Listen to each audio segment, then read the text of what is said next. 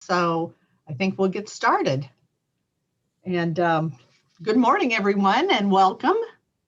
Thank you for joining us for our second session, our second webinar in the conference series that we have planned for 2021. I'm Deborah Sharp.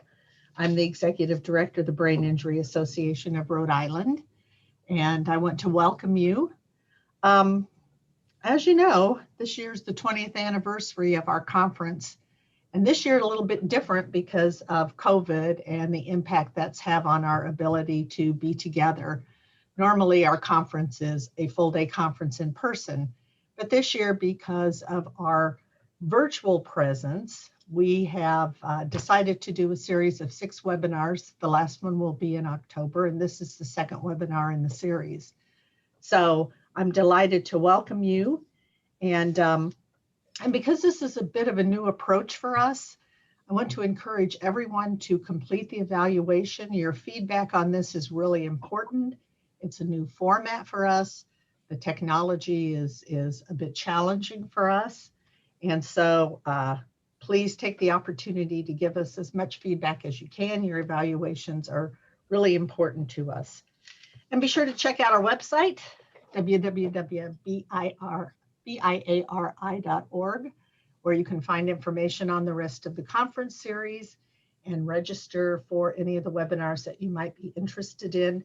CEUs are available for all of the webinars, so please check it out.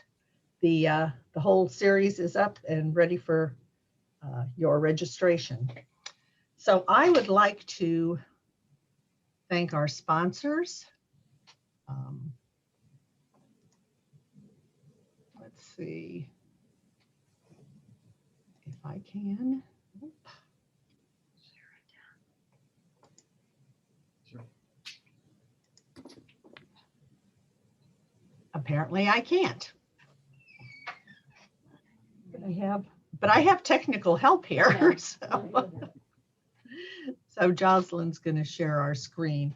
In any case, I do want to thank our sponsors, Heavenly Organics, Morosco and Nesselbush, the Executive Office of Health and Human Services, and our platinum sponsor, Encompass Health Rehabilitation Hospital in Braintree.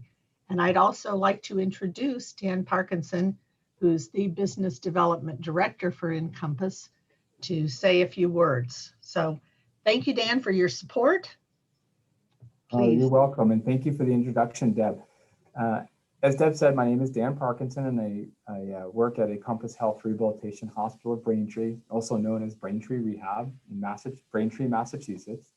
We are an inpatient acute rehabilitation hospital, and we've earned the disease-specific certifications in both stroke rehabilitation and brain injury rehabilitation through the Joint Commission. What this means is that we have a programmatic approach to how we deliver our care to our patients that allows us to realize and maximize the strongest patient outcomes. Our essential components of our brain injury program are first that we have adopted clinical practice guidelines that are evidence-based and that are consensus-driven. So we know that what we do has evidence that it will help us to maximize, have people recover the most. We have a multidisciplinary led team that's led by Dr.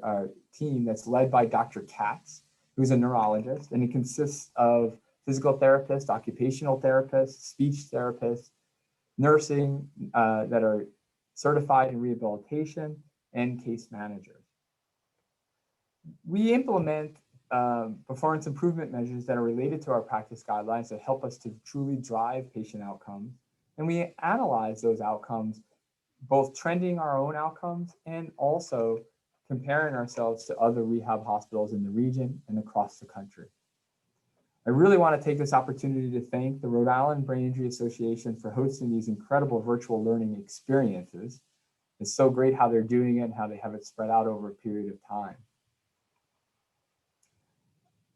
And I also want to just take the opportunity to be able to wish all of the mothers that are in the audience today and the presenters and everyone from the Brain Injury Association to hope to have a blessed and wonderful Mother's Day weekend.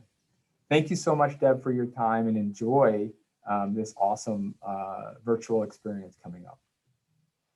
Thank you, Dan, and thanks for your support. We're very grateful. And now it's my pleasure to introduce our guest speakers, Pat and Tammy McLeod. And I'm going to have to, I don't want to miss anything because this is a really interesting presentation, and I want to make sure that I do them proud here. Pat and Tammy McLeod serve as Harvard chaplains for Cru, an interdenominational Christian ministry. And Tammy's also the director of the college ministry at the Park Street Church in Boston. She received her MA in spiritual formation from the Gordon Conwell Theological Seminary. Pat holds an MA in theological studies from the International School of Theology and an MA in science and religion and a PhD in practical theology from Boston University. They are founding members of the Mamelodi Initiative in the township of Mamelodi, South Africa, a project that connects Harvard students with at-risk youth, and a mentoring and educational program that helps prepare them for college. Pat and Tammy, certified instructors for Interpersonal Communication Programs, Inc., have been married for more than 3 decades and are parents to 4 grown children. For the past few years, they've been sharing about their journey in the world of ambiguous loss that began after their son suffered a traumatic brain injury playing football. Zach's story received media coverage on ABC, NBC, CBS, and NPR. And recently they started a COVID-19 conversations on their website, hoping to help others be resilient in ambiguous loss. You can check out their website, www.patandtammymcleod.com, for more information. So welcome, and thank you for being here. Thank you so much. It's great to be here with you. For all of you who work in the field of brain injury, you're our heroes. We owe you a debt of gratitude for providing such good care to people with brain injuries and to their families. And I agree. I just wanted to thank you, Deborah, for the introduction, and Dan for having us. We're very honored to be able to share a story of our journey into the world of brain injury. And from the beginning, I feel obligated to warn you that the story that we tell is not one that we can tell honestly without talking about our own faith journey. When we were writing out our story, one of our friends who's from a different faith background and a person who actually helped us edit everything that we wrote, he said, I asked him, I said, how do you feel about the candor of our faith? And he said, Pat, there's really no way you can tell Zach's story, and you can't tell your own story any other way. So I hope that you won't mind us being very honest about that and the role that our faith has played in this story. We also recognize and want to, from the beginning, to affirm the uniqueness of our own journey and really everyone's journey in the world, into the world of ambiguous loss and brain injury.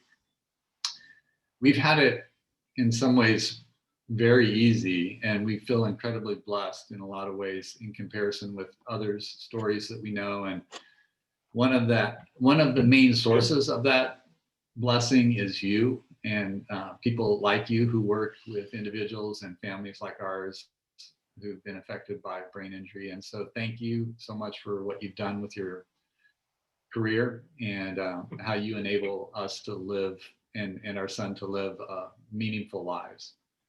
So as an overview, first we're going to share our own story, and then we'll talk about 6 practices that have contributed to resilience and ambiguous loss in the midst of living with brain injury. And then we're going to end with questions from you.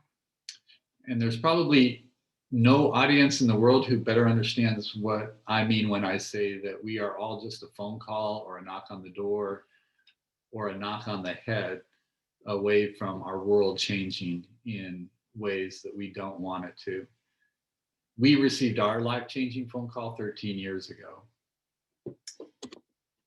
So before we tell you about that, we wanted to introduce you to our children. So this is a photo that was taken. Oops, we need to ask for Dan to give us permission to share our screen.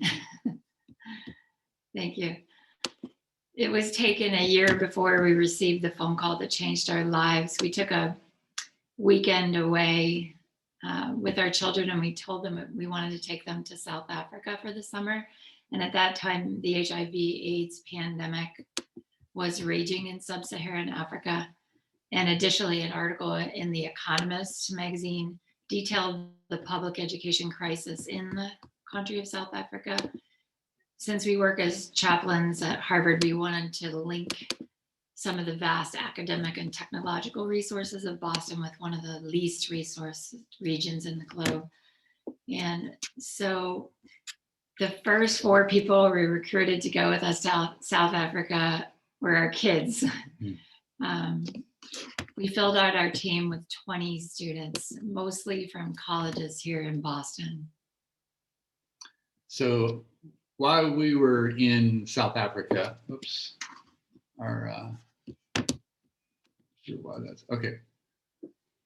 While we were in South Africa, we were living and working in a facility that was owned by and run by a Catholic church. And on its premises, there was also an AIDS clinic, an orphanage, and a home for children with brain injuries. I think I would be lying if I were not to say that our tour of the home for the children with the brain injuries on that first day was anything short of jarring.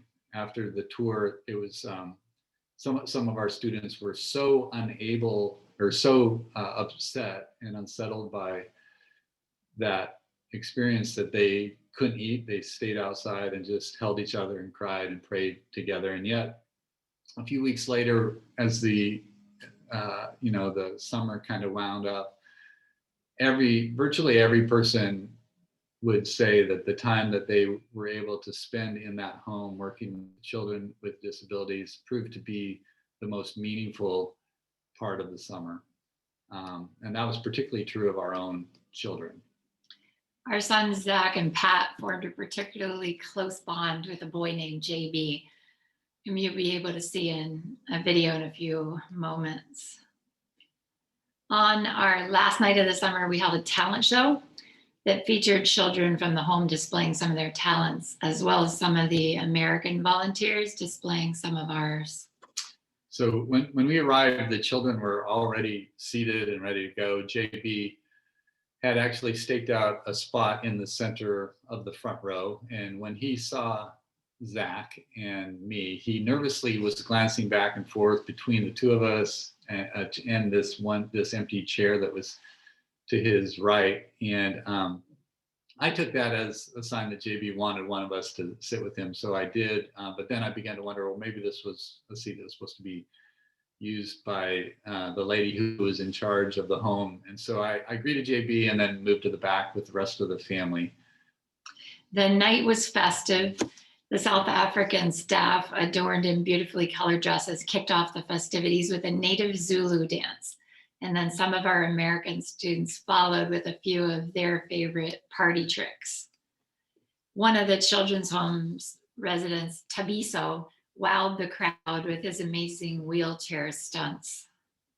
At some point, I became aware of the fact that JB had stealthily migrated from his front row seat to stand directly behind our family in the back row. And so I invited him to sit down with us, and in classic JB fashion, without establishing any eye contact and moving his head in every possible direction except to look directly at me, he eventually sat down and sat there with me. The final performers of the night were the McLeod family in what we assumed would be the most underwhelming act. Zach would strum his guitar as we sang a mellow worship song he taught us, a song that we rehearsed only once before the talent show.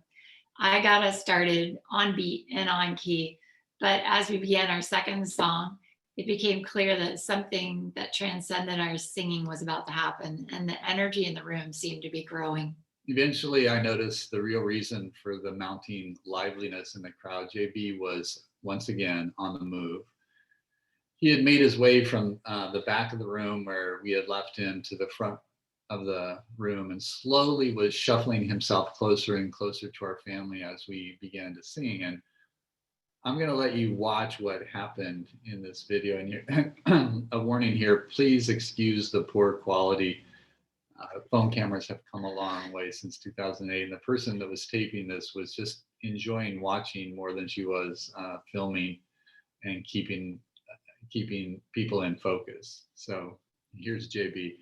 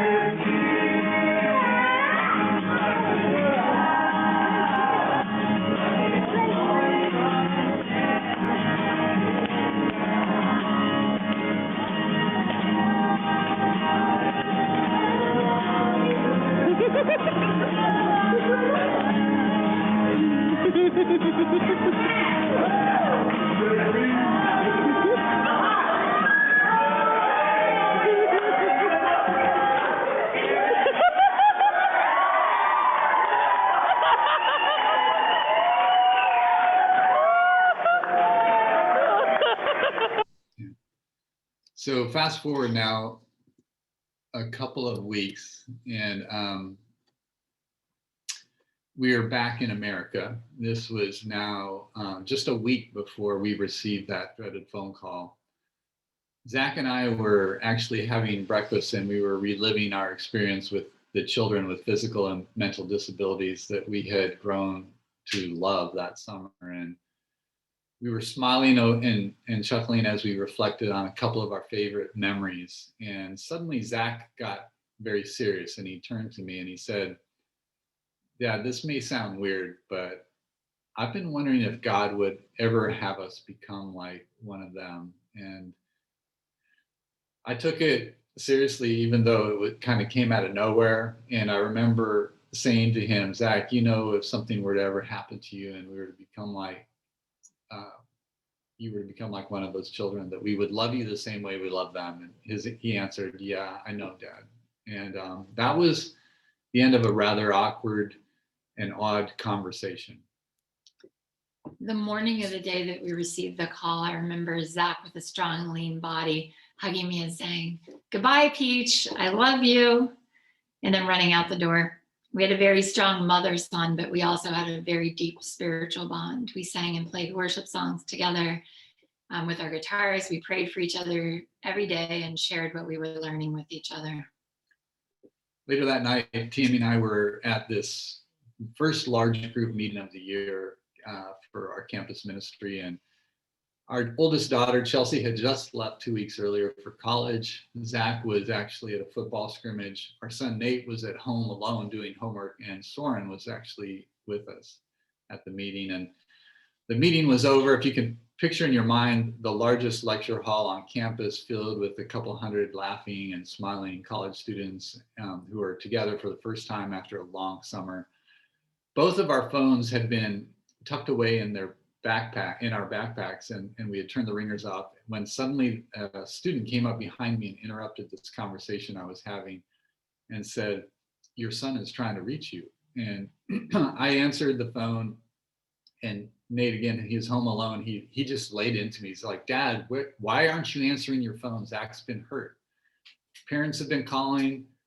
Then coaches started calling. Now the hospital is calling. They said he collapsed on the football field and that he has to be airlifted to the hospital in order to undergo an emergency brain surgery, and they need your permission to do that. A couple minutes later, Tammy and Soren and I were racing down Mass Ave to get to Boston Medical. When we got there, the doctor busted through the doors, told us your son suffered a very serious brain injury and we're going to need to open up his skull cap and stop the bleed and remove a blood clot. And the procedure could result, in anything from death to full recovery or anything in between. And I need you to sign right here. We did, and seconds later, they wheeled Zach away. 5 hours later, a nurse came out, she got us, she took us to meet with a surgeon who informed us that that they did what they could do, and Zach had survived, and now we just had to wait. 3 days after craniotomy, Zach's brain swelling became uncontrollable, and the doctors had to completely remove his skull cap to create space for it to swell. And after that procedure, doctors began to wake up Zach from his medically induced coma. And finally, I could look into his eyes. We spoke without words. I held my right cheek next to his, and I had done that since he'd begun to awaken, and he could only sigh through closed lips. Mm, mm, mm. We were in our own way saying the same thing. I love you. He began to show that he could understand what we said and respond to some of the doctor's instructions. Progress, not what we hoped, but we saw signs of life. Almost 2 weeks later, I stood by the edge of Zach's hospital bed with my guitar in hand. And that summer, in the dim light of the cement block houses of the South African townships, Zach taught me several new to me worship songs, including the one that we sang at the Home for the Children with Disabilities. While Pat began to gather our things for the night, I started playing that song from the inside out. And suddenly I noticed that Zach was mouthing the words along with me. And then he shocked me by faintly singing. And I've continued to play the guitar, and I tried to get Pat's attention. I said, he's singing. As I kept playing and hoping that with everything within me, Zach would not stop. And Pat scrambled to find a camera to capture what was going on. We couldn't believe what was happening.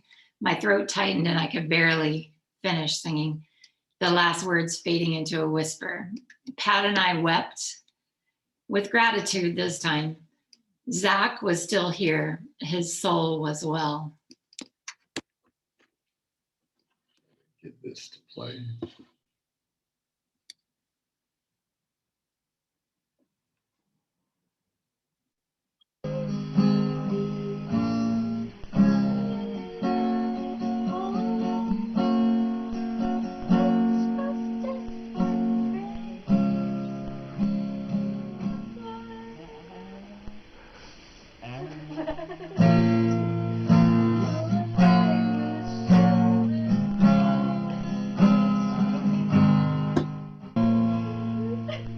So in the days that followed that, Zach contracted pneumonia. He battled that for 3 weeks. Eventually, he underwent a lung surgery and was beginning to recover. And after 5 weeks in the ICU, he began to stabilize. We were finally able to watch the film of the game during which Zach was injured. And what you're about to see is that film. It was actually only the fourth play of the entire scrimmage. Zach had actually intercepted a pass the very first play of the game and ran it back for a touchdown.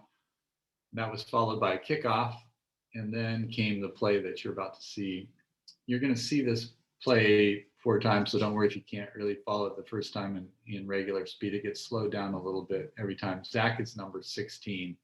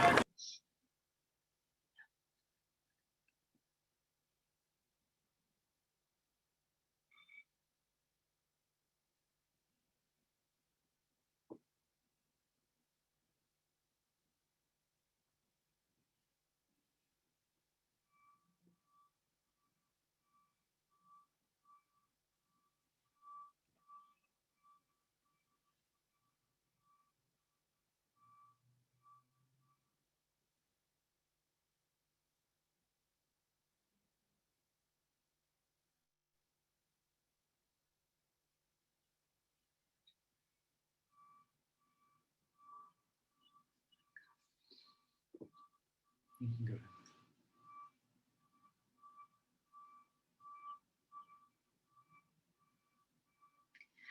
As you can see, the tackle was underwhelming, and Zach's physiatrist at Spalding believes that he most likely suffered from second impact syndrome. And I'm sure most of you know that that's when a player has a concussion and then gets hit before his brain is fully healed, which can lead to catastrophic brain injuries. The 2 days before the injury, Zach had asked me for aspirin, and I gave him 2. After his injury, I found aspirin in his backpack. Also, after the injury, a parent shared that on the bus on the way to the scrimmage, Zach had asked his son that question, what does a concussion feel like? And also, after reading some of the things that we wrote, another of Zach's teammates told us that Zach had asked him the same question 2 days before the injury.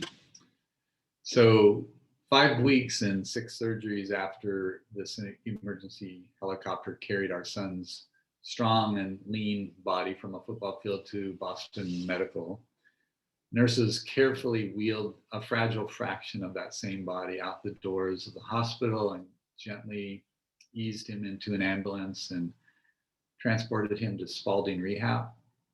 On the 3rd night at Spalding, Zach was struggling to say something. And so we pulled a picture of a typewriter and a keyboard out of his, something that his speech therapist had brought to his room, pulled it out of the cupboard, and we said, Zach, just point to the letters and spell out the word you're trying to say. And slowly Zach picked up his left hand and he pointed to a D and then to an O and then to an N and a T. I said, don't what, Zach? Keep going. And Zach painstakingly continued, pointing then to a G and an O. Don't go, I said. Don't worry, Zach. We're not leaving. We're not going anywhere. But he wasn't done. He had more to say. And he looked down again and he continued to point to letters. And this quickly turned into sort of a game of charades between Zach and the rest of the family as we were all trying to figure out what it was Zach was trying to say. Finally, we got it. He couldn't yet talk, but he managed to communicate his first full sentence, which was the perfect speech at a perfect time, a commencement address, if you will, that began his next journey and ours in earnest. He said to us, don't go back to Africa without me. With an amazing team of doctors, nurses, therapists, and social workers, case managers too, at Spalding, Zach learned to eat and sit and stand and walk again. But after 4 months of intensive therapy, he had very little short-term memory and speech. The doctors said that he was so severely disabled that if we wanted him to have the best chance of a full recovery, we should send him to a residential neuro rehab school. So we chose the May Center. So I will never forget the first day that I stepped foot into the May Center. It took me a while to figure out what it was about the school that was so surprising to me. I don't think I actually put my finger on it until about 2 months into our stay there. We'd received this invitation to the signature event, in my opinion, of the May School, which was their annual talent show. And it wasn't until we got out of the car and began to approach the auditorium that I began to have some flashbacks to the last talent show that I'd been to in South Africa 6 months earlier. It was the same noise and the same tangible energy, the same electricity in the air that I felt when I was walking into the home for children with disabilities back in South Africa. Although this time, Zach was not walking in with me. He was inside waiting.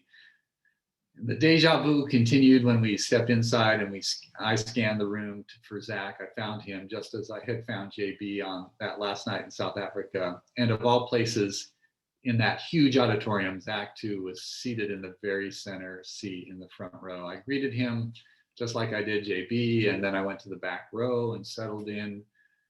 As the festivities began, Zach was the first person every time to clap and the first voice to cry out whenever the curtain opened or a classmate was introduced or when an act came to an end.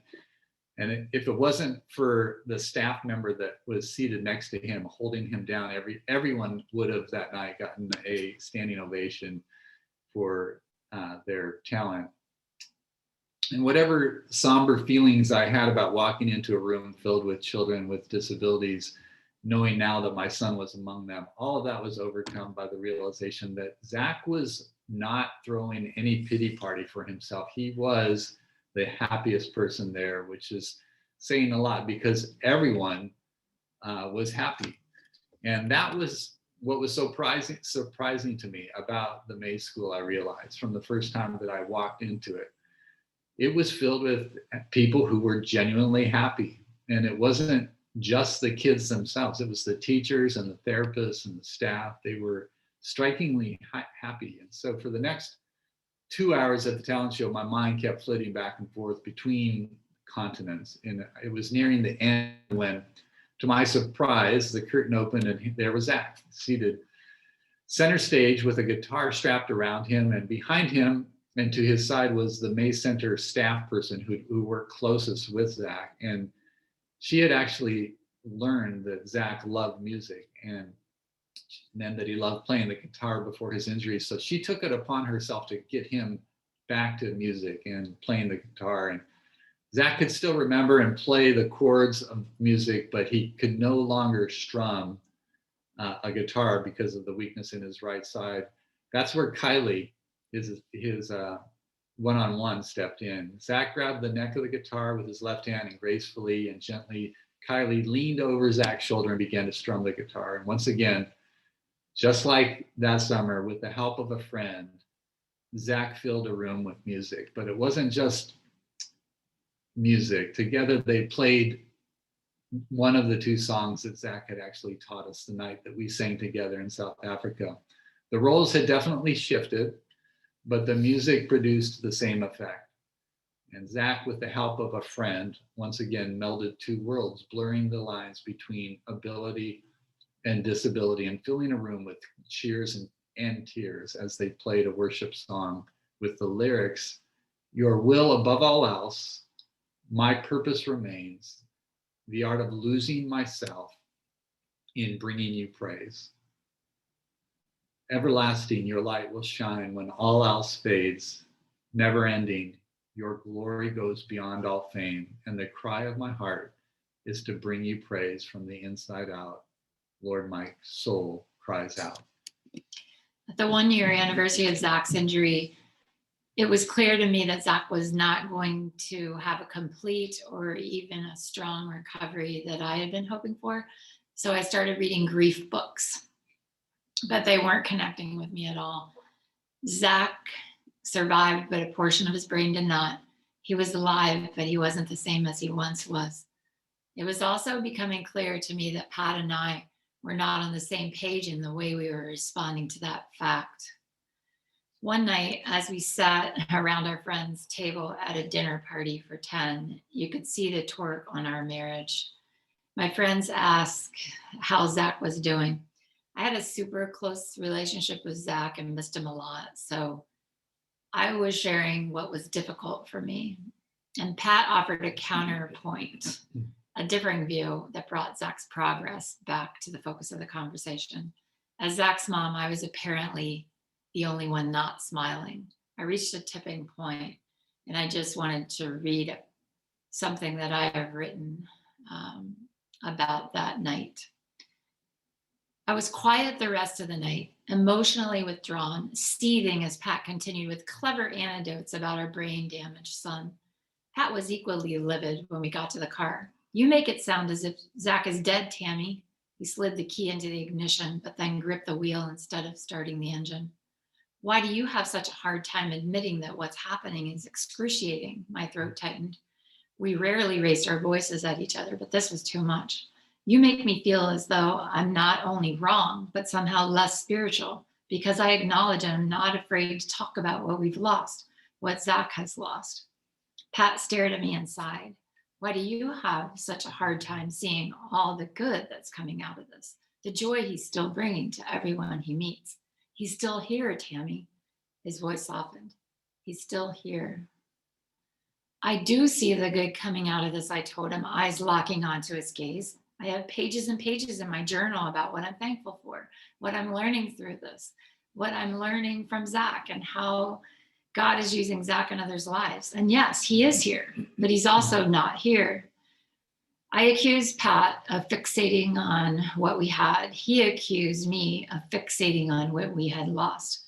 And both were true, inescapable, impossible to resolve. A loss like ours could be brutal on a marriage. The moment passed, the differences didn't. Very early in our journey into the world of brain injury, a friend of ours recommended that we begin to see a grief counselor. And I can tell you, well, I can't really tell you how important and helpful that was for us. Among other things, it just created a safe space for Tammy and me to be able to talk about contentious issues, including our different responses to our losses. And I can also honestly say that every time I left that therapist's office, I had either learned something important or something really significant happened. And one of the most valuable lessons I learned there was that when a member of your family suffers brain injury, it doesn't just tweak the relationship of each person to the brain injured person. It actually tweaks every relationship to everyone. And counseling helped us to begin to navigate all of those changes. Another one of the many important lessons we learned in counseling was to be gentle with each other. We already had a pattern of not talking about hot issues after 9 p.m., but we also decided to save our hottest issues for counseling. Most of those revolved around how we were grieving differently. We learned to listen better to each other, to give each other permission to grieve, and also to validate the loss. We're certified instructors for interpersonal communications, and one of the skills that we teach in listening is called inviting. When you're listening to a person and they pause from talking, you simply say, "Tell me more, keep going. Is there anything else?" Something like that. It's simply inviting people to talk until they're finished.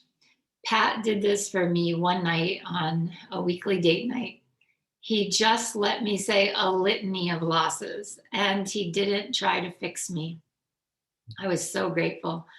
That night, we decided we would grieve only our current losses, not the losses of the future. So after 4 years at the Mays Center and under the tutelage of the world's most demanding yet sweetest physical therapist, Zach progressed from maximal assist to close guard. He was still a long way from anything close to a full recovery, but he was ready to do what he had set his mind to do that third night at Spalding. He was ready to go back to Africa. Taking Zach back to Africa was an important milestone in our journey. Zach told me after we returned from the first time that he just wanted to drop out of school, move to South Africa, marry a South African woman, and adopt 10 AIDS orphans. There was no shortage of drama that occurred on that trip, including an epic visit to a nearby game park where we found ourselves in a tiny car caught between an aggressive bull, elephant, and a roaring lion. But by far, the highlight of the trip was our visit to the home for children with disabilities. Zach's long-term memory is still as sharp as any of our kids. With grace and ease, Zach stepped back into his familiar role of connecting with, noticing, and being present with those children. It was a powerful, memorable moment in our journey. A lot had changed, but a lot had not changed, including and especially Zach's love for the most vulnerable. As we left, we soaked in the meaning of a sign that hangs on the entrance to the home for children with disabilities. A rubbing of that sign now hangs over the entrance to our home. The Zulu word engraved into that sign, Tembeletu, simply means our hope. Zach spent every weekday at the Mays School and spent the weekends at home with us. It was a Friday night in early December. I was at work at my desk on the second floor of the house that we live in, and I wanted to get as much done as possible before Zach arrived home for the weekend. My concentration was interrupted by a very loud and unsettling noise followed by a house shaking thud. What in the world was that? I thought to myself, I was thinking that I was home alone and that Tammy had actually gone to pick up Zach where the school van typically dropped him off. But the eerie silence that followed that deafening thud heightened my concern. What could have caused an entire house to shake? So I got up from my desk and walked to the back door just as someone from one of our housemates from the first floor raced up toward me up this winding staircase and arriving at our door at the same moment that I opened it. Zach fell over the banister and he's lying on the floor unconscious, he said. How was that possible? I remember thinking to myself, in literally 3 or 4 strides, I stumbled down all 13 steps and slid onto the floor where Zach was lying on his side, motionless. Zach, I said, and even louder, Zach, with getting no response. He didn't seem to be breathing. And I just begged him, I'm like, Zach, breathe, Zach. And for a moment, his eyes opened and he struggled to lift his head as he was trying to take a breath, but then his eyes rolled back and his eyelids closed. His head fell limp into my hands, and I continued to shout for him to breathe, and every time I did so, it was a little louder, and I tried to adjust the position that he was in. There was some blood in his mouth, but no blood on the floor, no lump on his head. And his backpack was still actually on his back. It seemed like an entire eternity passed in those few minutes that I was with him before the ambulance actually arrived. The details of what both preceded and followed that moment are in our larger story, but suffice it to say that 4 years of arduous recovery from a traumatic brain injury was erased in a moment when Zach found himself once again in a very familiar place in a sterile operating room with a portion of his cranium temporarily removed and a team of doctors and nurses cauterizing blood vessels and meticulously extracting blood from the brain cavity. Several weeks passed and Zach made his way back to the May Center.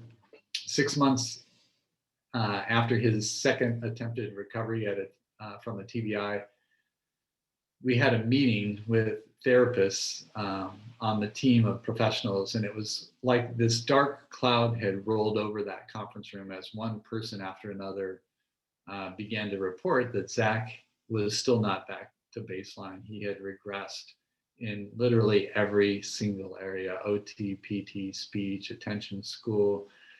The mood was becoming more and more somber until after a rather dramatic and depressing pause, one therapist said, although I have noticed that somehow Zach seems to be happier.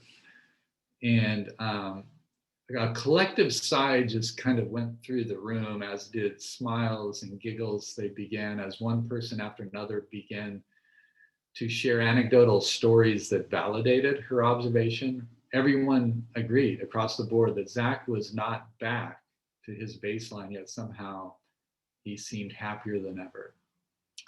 At the 6-year anniversary of Zach's first injury, I was in grad school and read what was considered the top book on grief counseling and grief therapy. It had one sentence for people who are still here physically, but not the same emotionally and cognitively. This was the sentence: we need more understanding of this type of loss. Since the grief books weren't helping, I just decided I'm going to call Spalding and ask the librarian for a research term for our type of loss so I can write a paper on it. The next day, he wrote back with links to Pauline Boss's articles. He said the name for your type of loss is ambiguous loss. Pauline Boss coined the term. I read her articles and devoured her books. Finally, someone understood me. Pauline talked about 2 types of ambiguous loss. The first is physical absence with psychological presence. And examples are missing people due to war, terrorism, natural disasters, kidnappings, but also absent parents due to divorce, adoption, and immigration. The second type is psychological absence with physical presence. So examples would be Alzheimer's disease, dementia, addiction, chronic mental illness, and debilitating brain injury. That's me. Pauline, whoops, we won't do that yet. Pauline Boss says that the key to enduring an ambiguous loss is learning to live well with both having and not having someone the way that you once had them. That's a very difficult thing to do. We typically do one or the other, but not both. Sometimes we do neither, but rarely both. And it's even more challenging when one person is doing one and the other the other. In other words, one person may be obsessing over the son he still has, but living in complete denial about the son that he's lost, and the other is grieving as if the son that is injured is dead, but struggling to revise her attachment to the son that's still there. That's basically our story and our experience, and one of the things that makes ambiguous loss so difficult.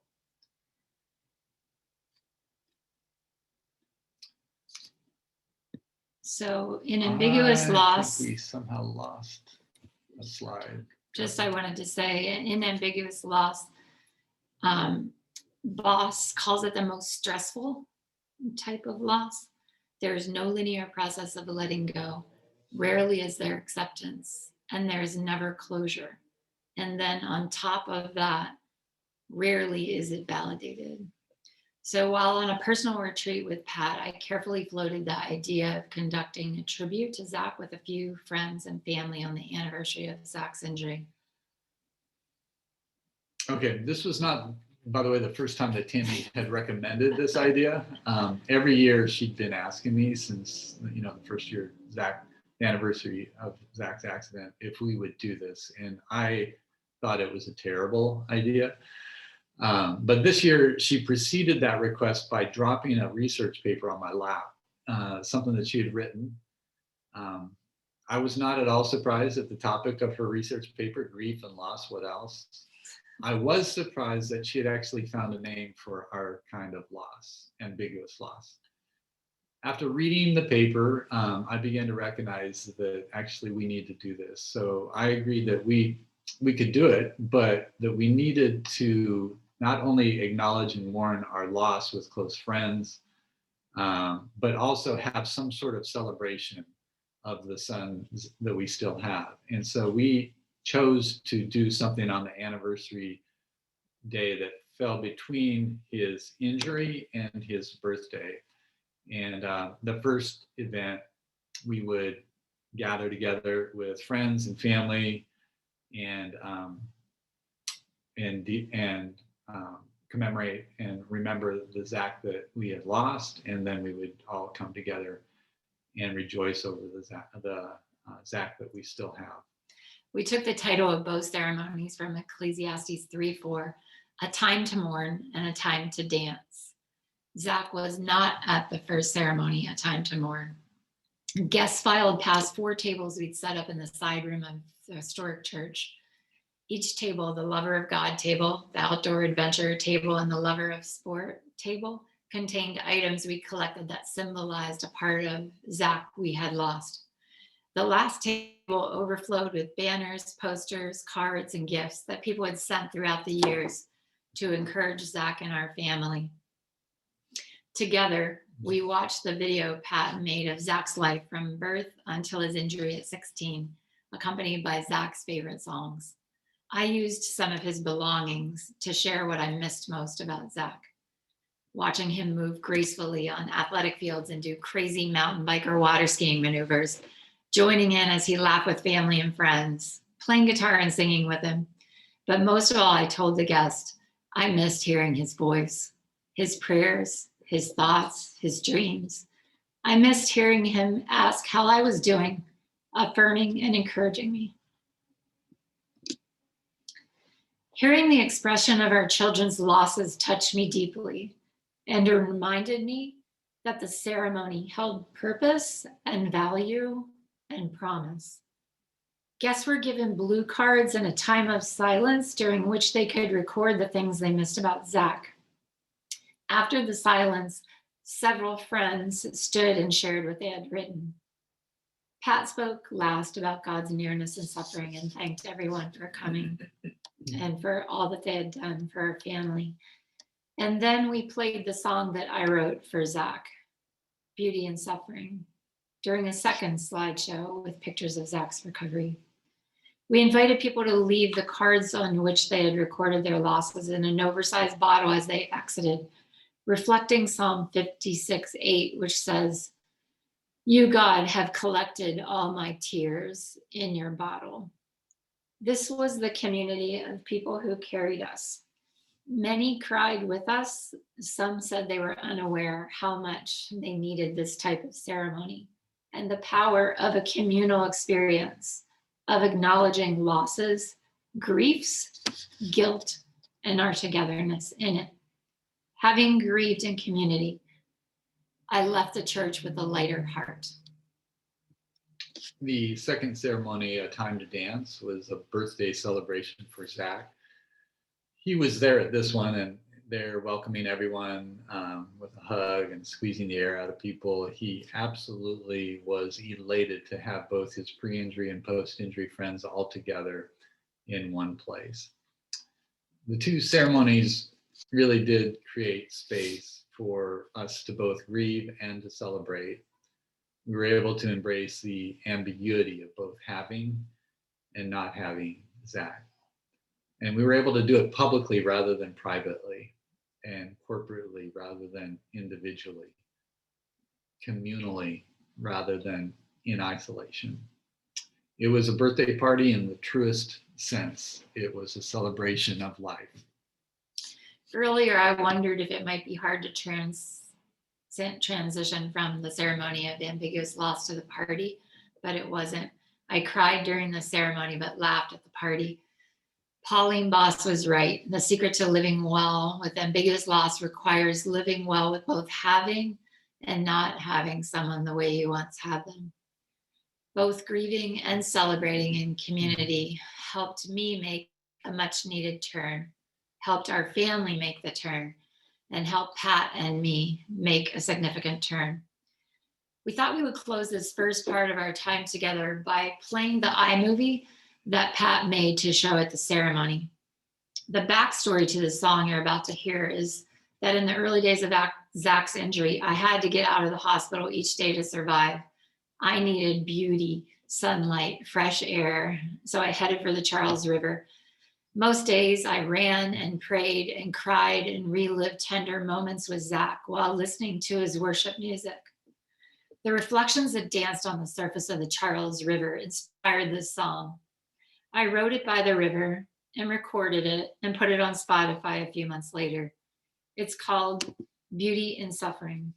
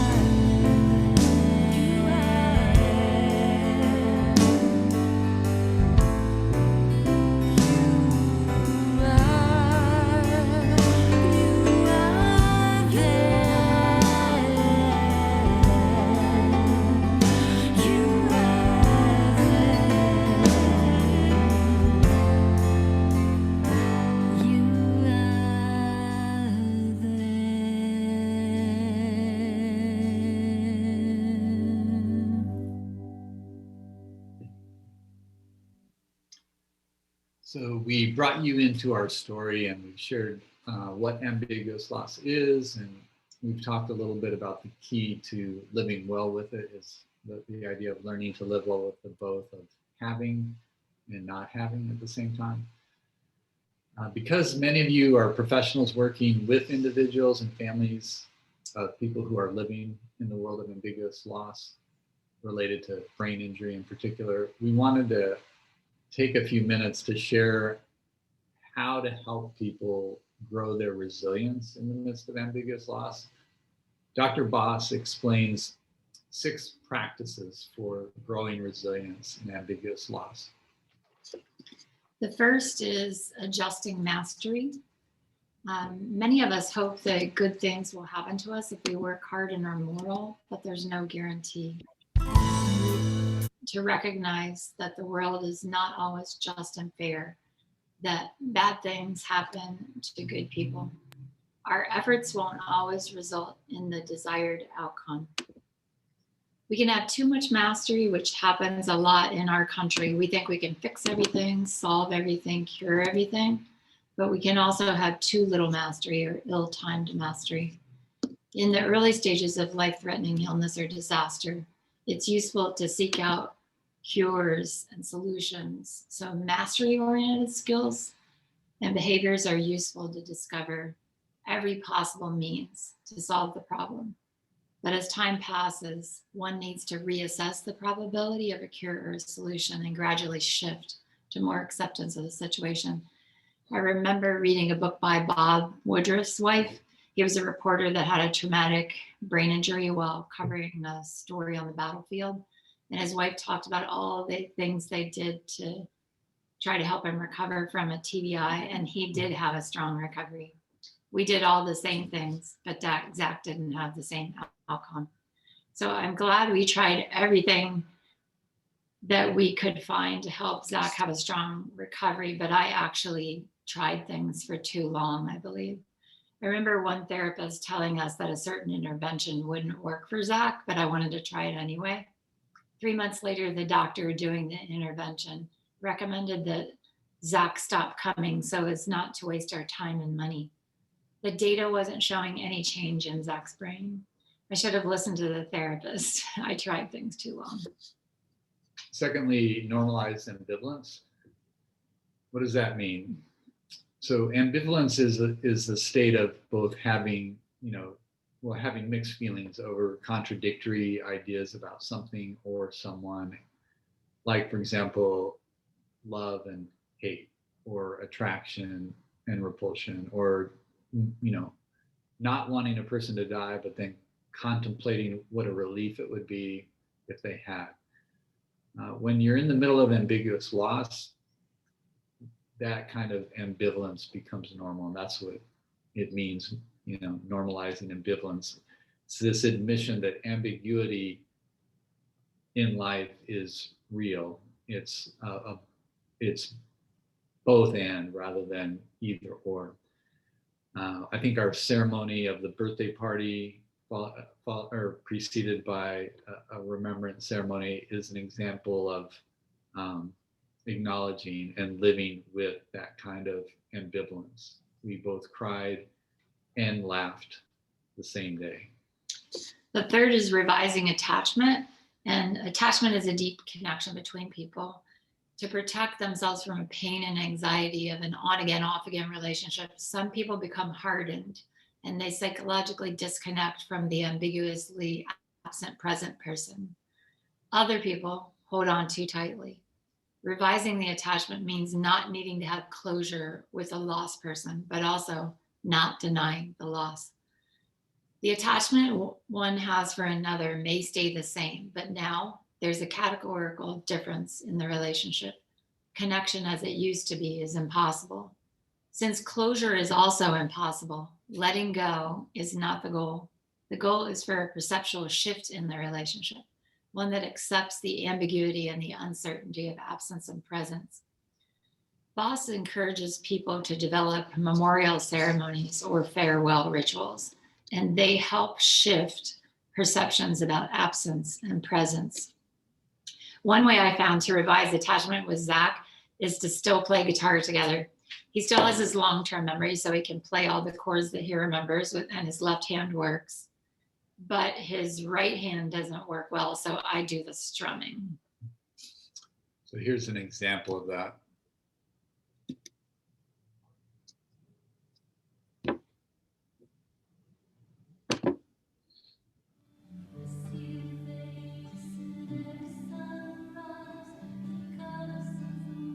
Might have to turn up your volume.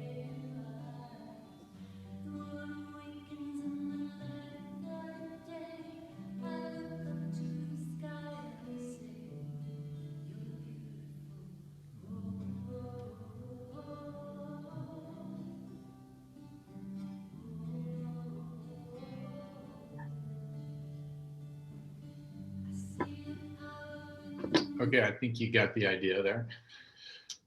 Fourth, reconstructing identity. Let's see.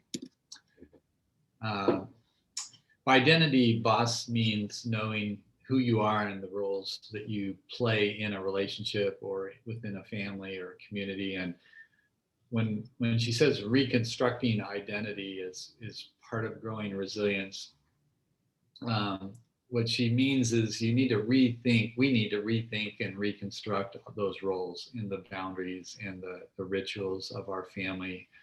An example from our own personal situation is that I've had to redefine the role that I play in our family as the father, the one who's, assumed that being the stable, stoic, focused, positive guy was the best way and only way to lead. But learning that one of the roles that my children and my family needs to see in my life is the ability to deal with pain by acknowledging it and mourning it and grieving publicly and openly. So that validates the sadness that others are feeling, rather than just always trying to cheer them up, helping them to see me in that. I think one other example, our son Soren was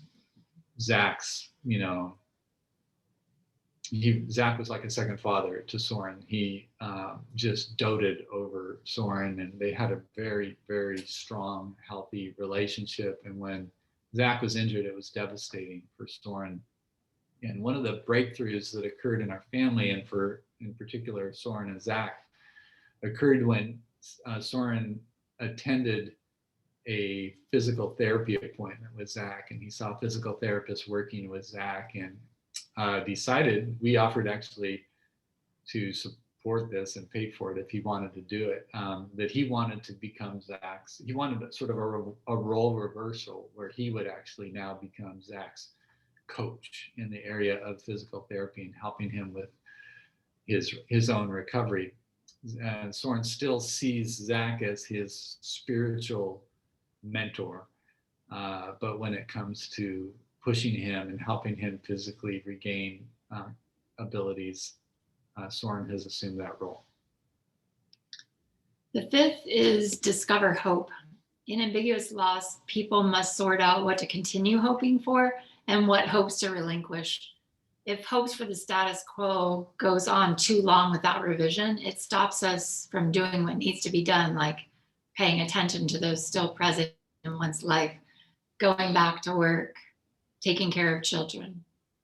When losses remain ambiguous, what one hopes for changes over time. Hoping too long for what used to be erodes resilience. Our hopes and dreams for staying connected to the person must eventually be transformed into something attainable.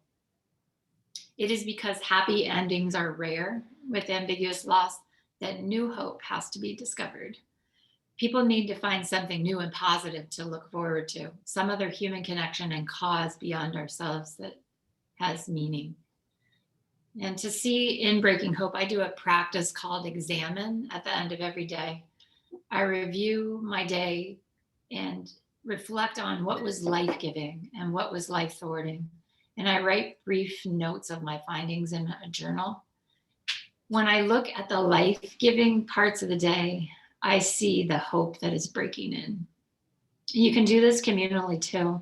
And one exercise I've done with several different student groups at Harvard is to have them get 2 containers like glasses, cups, or jars, and 2 pieces of paper. And then I have them fold their pieces of paper in half, tear it in half again, tear it until the slips are small enough to go in the jars.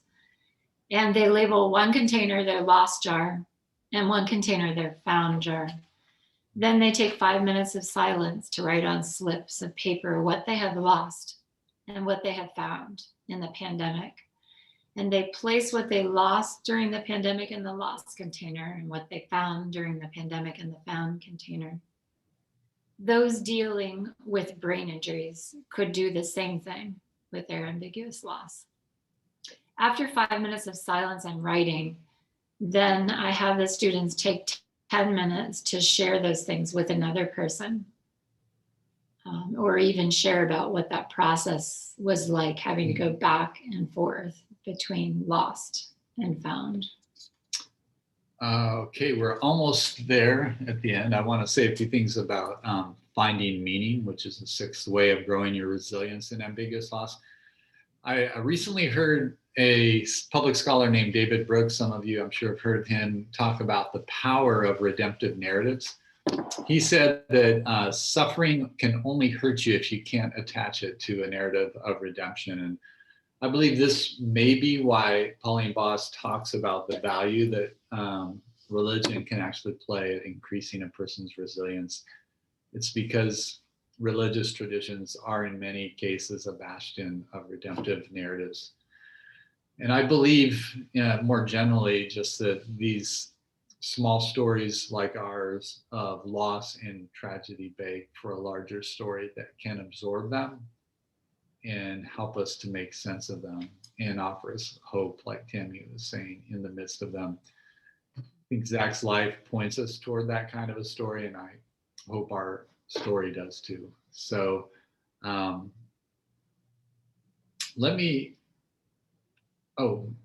want to share one thing, but I know that you want to say something about.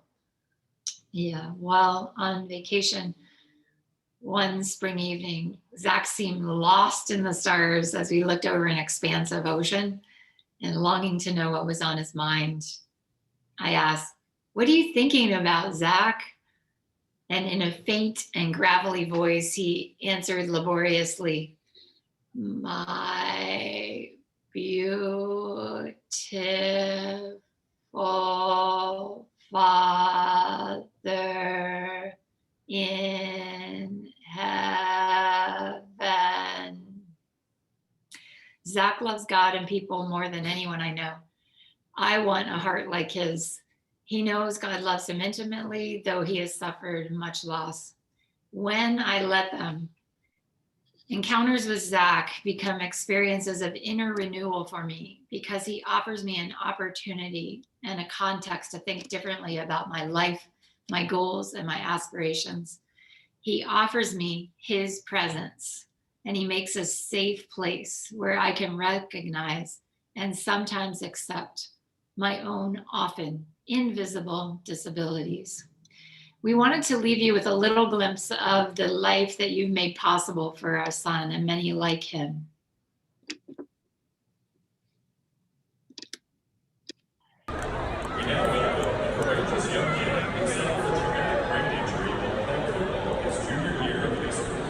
Despite the challenges this injury brought him, he has remained strong in spirit and currently attends Boston University's Cognitive Communication Rehabilitation Program.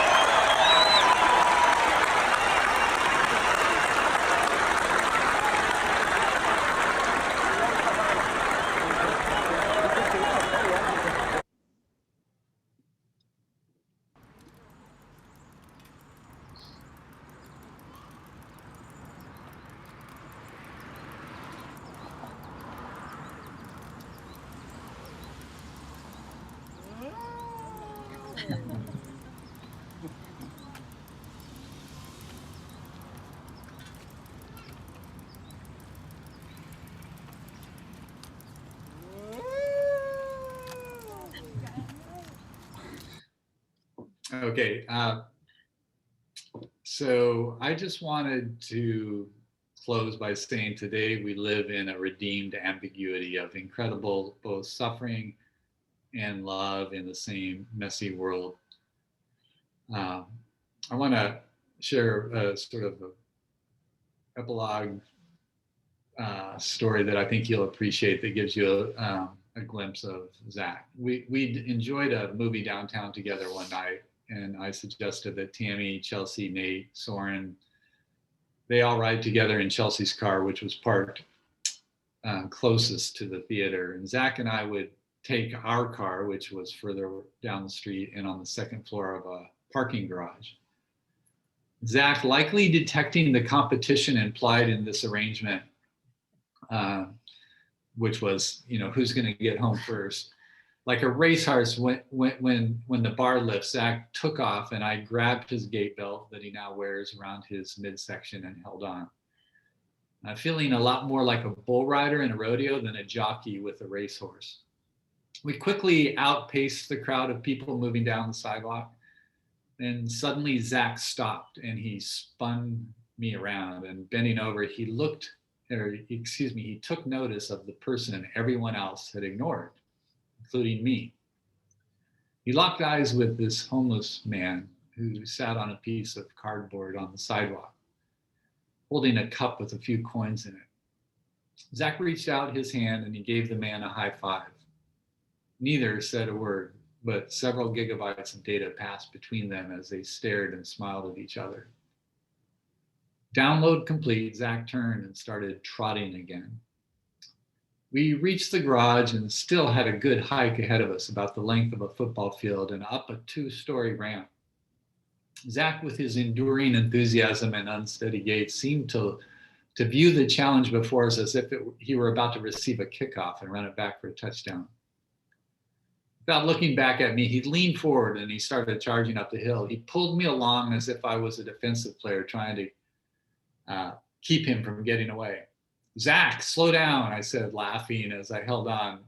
When I realized that I wasn't going to be able to stop him, I said, Zach, when I grow up, I want to be like you. His gallop slowed as he processed what I had just said, glancing briefly at me with a look that asked, what are you talking about? Then he turned his attention back to the car, and he could now see it at the top of the ramp. Between gasps for breath, I said, I want to embrace the challenges of life with enthusiasm the way that you do. Shaking his head, Zach kept trotting and I kept talking. I want to notice people the way that you notice people. I want to light up people's faces the way that you light up faces. I want to see people who are invisible to those in positions of power and privilege. Zach kept his eye on the goal. Breathing even harder, I said, I want to step into each moment and be present with people and not be distracted by memories of the past or worries about the future. I want to notice when people are upset or concerned or distraught the way that you notice them.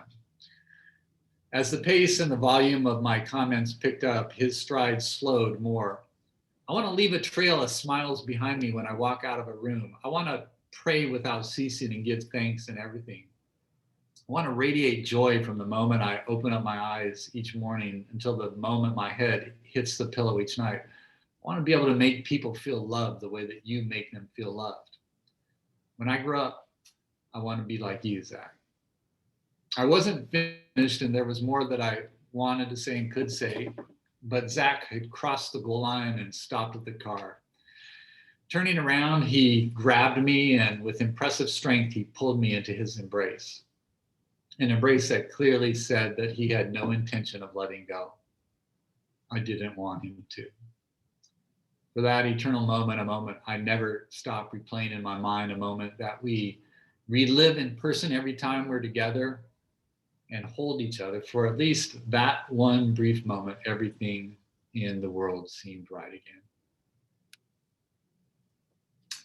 That's it. Thank you so much. Thank you for sharing your story. Really powerful.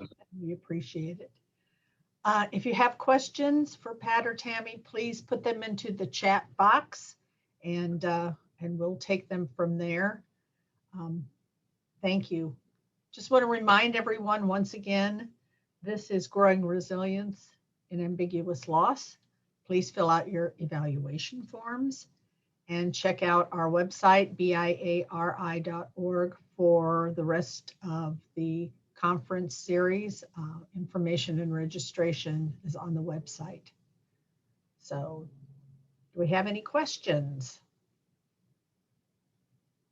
I have a question. How is Zach doing now? What are you working on now? So after the May school at age 22, he went to Boston University school that is for people with brain injuries, and they work on cognition and on speech. And so he did that for several years, but that only lasts for several years. So he does have a day program, and he lives in a group home. But during COVID, he was not allowed to go out, except the only time this past 15 months he could come out of lockdown was a few months in the summer. So we did get to see him a little bit then. And we now, as of right before the Easter week, he came out of lockdown. So we see him every Sunday and we go to church together. He's quite the greeter at church. He hugs everyone as they come in. So I'm excited to be out of the COVID land a little bit, where he can get back to some of the things he did there. But he still does, in non-COVID days, he was doing rock climbing, biking, rowing, like you saw on the Charles River with CRI. And in his day program, he does different types of classes. And we had him take a class online at Harvard, one of the free classes that they offer on justice, because he loves the marginalized. He, even before his injury, he really was close to the homeless in Harvard Square, and he would take them things once in a while, and he would stop and talk to them all the time, and he knew all their names. And so we thought, we'll just let him try this online free course at Harvard. So we do just different kinds of things like that. He actually is the manager of his football team when there is a football season. So I think the sport will be back at his school next year, and he'll be doing the water bottles again at the sideline. That's great. Yeah. Good. Thank you. Any other questions? Hi, Pat and Tammy.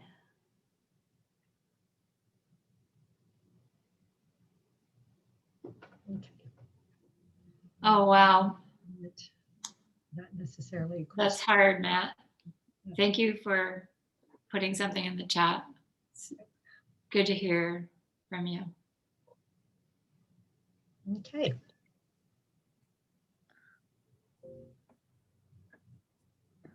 Hey, Pat and Tammy, can you hear me? Yeah.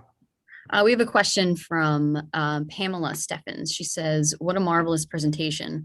While you were struggling with the ambiguity, how did you help your other children feel part of and not isolated from you and Zach?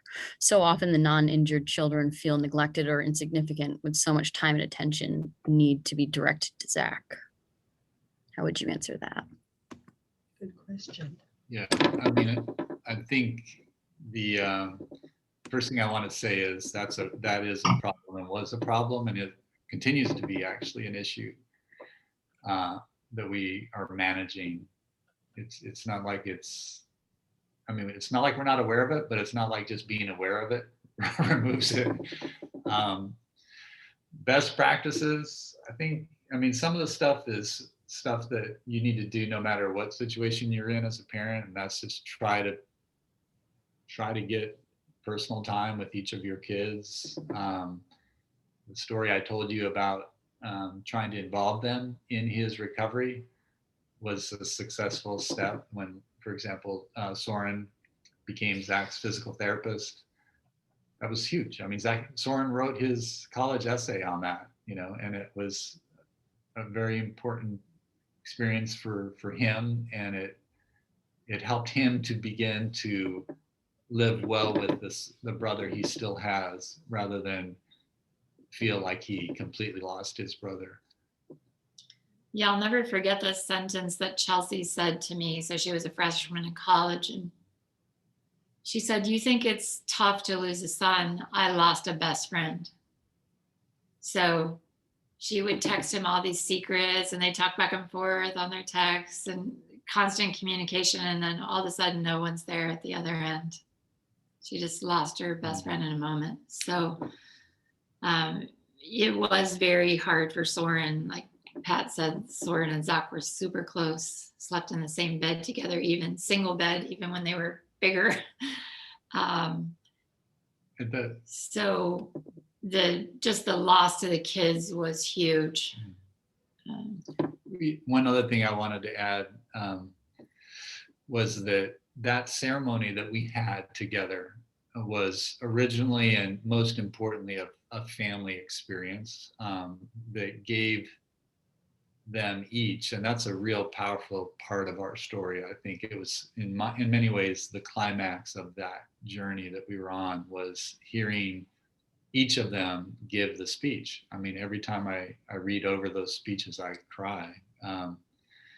But it, just like I was saying earlier, like people who are experiencing an ambiguous loss, like Pauline Boss talks about how you tend to get frozen in the grief process because there isn't the closure that comes when it's a death.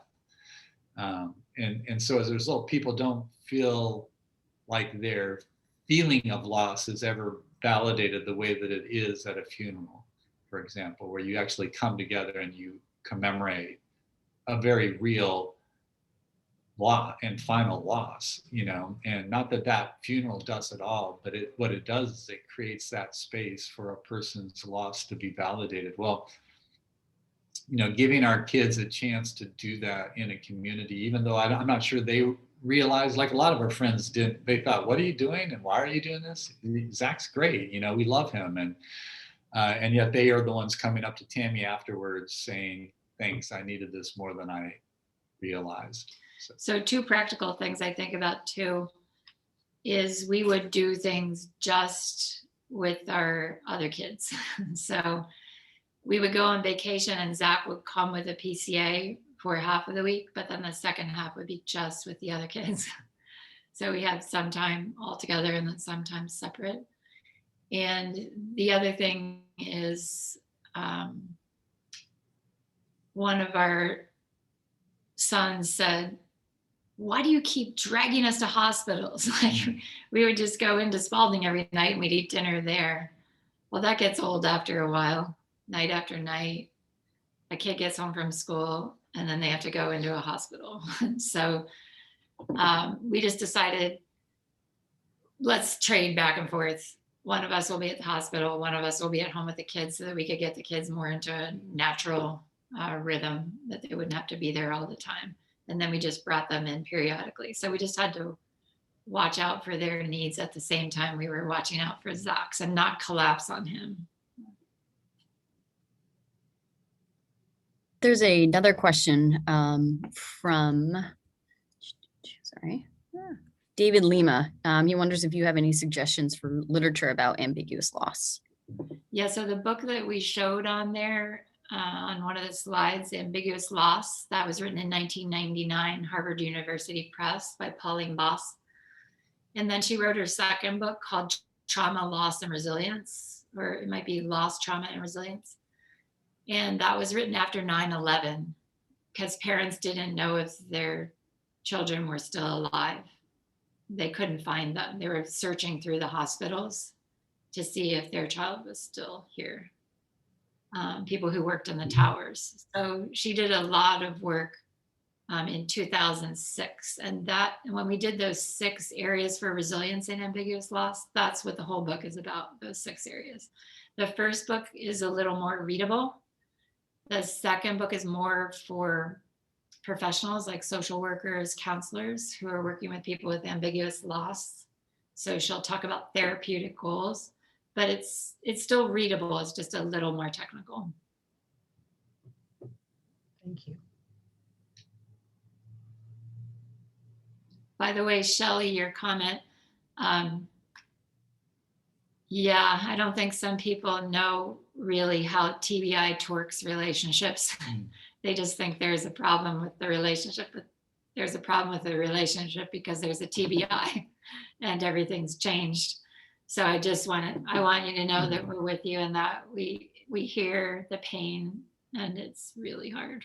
And Matt, I want to comment on your comment about your autobiography and say that I can only say I wasn't writing our story from your position of someone who's actually experienced it, but I can tell you that the process of writing our story was incredibly cathartic for me. It gave me time and space to really acknowledge and grieve some of my losses. Okay. Yeah, and the last comment by Matt, you can reach us on our website and you can just email us from there. So we can answer any of your questions if you want help with anything. Okay, Jocelyn, do we have any other questions in the chat? No, that is it for the Q&A and the chat, actually. Great. Thank you guys so much for sharing. Thank you, Thank Jocelyn. you so Thank you, much. Deborah, Dan, Thank you. everyone for coming. Really appreciate your time. And you have Pat and Tammy's website information. And don't forget to fill out your evaluations. And thank you for joining us. Bye-bye. Only one C in the McLeod. Oh. Sorry. Only one C? Yeah. Sorry.